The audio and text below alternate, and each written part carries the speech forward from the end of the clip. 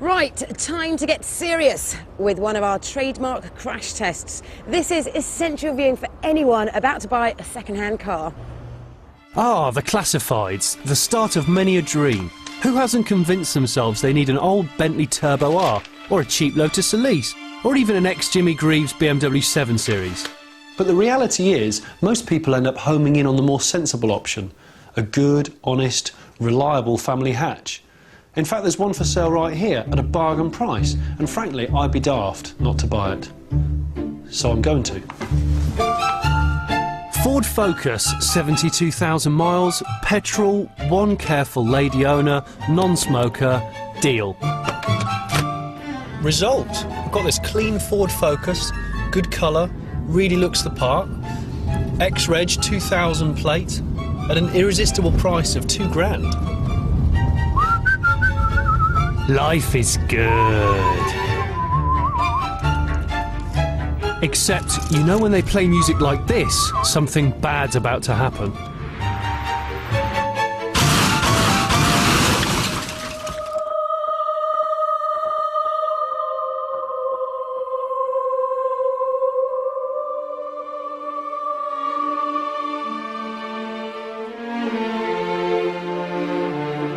Two identical cars in a head-on collision at 30 miles per hour.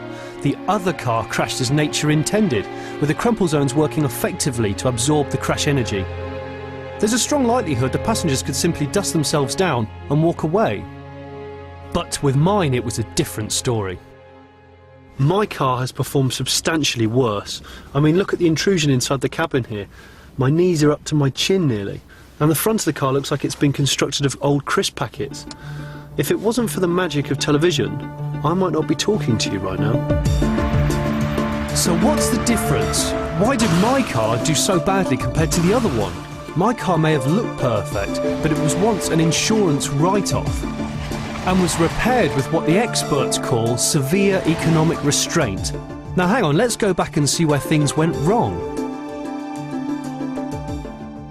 My Focus looks absolutely fine, but if you look closely and you know exactly what you're looking for, you can sometimes tell whether a car's previously been in an accident. Cue our friendly engineer from the RAC to tell us what's amiss. Right, so can you tell me whether or not this car's actually ever been in an accident? Yeah, OK. If we take a look up at the chassis leg here, we can see around there that there's actually a weld that we can see that the front chassis leg has been changed.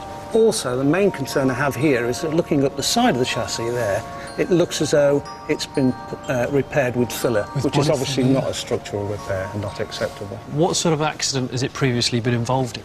Oh, the vehicle has obviously been in a full frontal accident, which has damaged both major chassis legs. So it's crumpled the crumple zones? Yes. They've just been torched off? They've basically been cut off and others have been welded on, which will obviously infringe the integrity of the vehicle. From the top it looks absolutely convincing. It does look very nice. So tell me, if I have an accident now with the car as it is, what's going to happen? The possibility is that they're going to crumple too early. They're supposed to crumple in a set manner so that the occupants in the compartment in the passenger shell are protected. On the other hand, if it's been over-engineered and it doesn't crumple, then both of these chassis legs will actually push into the passenger compartment and injure any occupants inside. What makes this tale even more chilling is that just a couple of days ago, two separate garages issued our car with a valid MOT. Having a look at the vehicle now and seeing the major damage which it's had to both chassis legs, and particularly the filler repair that we've seen on that leg, I wouldn't have considered that MOT, no.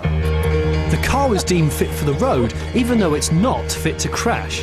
Now, how many of us take a look at a full MOT and see it as peace of mind? Well, with the help of our crash testing mates at Myra, we might make you think again.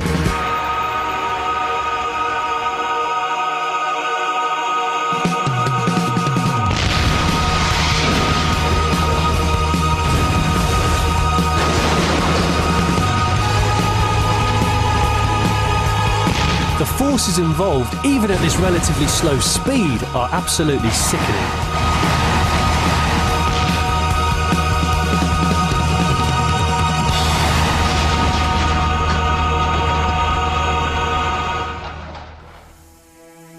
gracious me. No, I saw the movement, I ran out of the car. Look at the state of that. That's horrendous. There's definitely more crumpling going on that car. You can see the wheels have been pushed back further.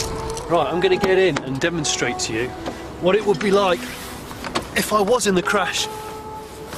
And I can tell you that my feet would have been like this on the pedals.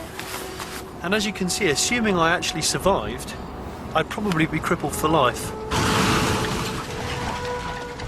But the other Focus, on the other hand, has remained remarkably intact. All of the dashboard, all the pedal assembly is as God intended it to be.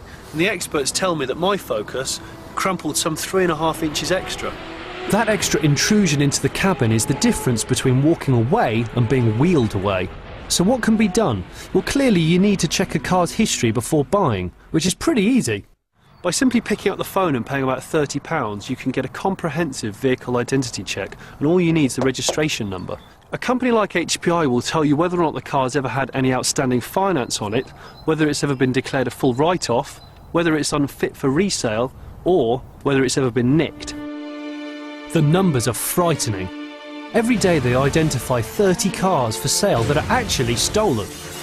A quarter of the cars they check out turn out to have outstanding finance, and 4 out of every 100 have been written off.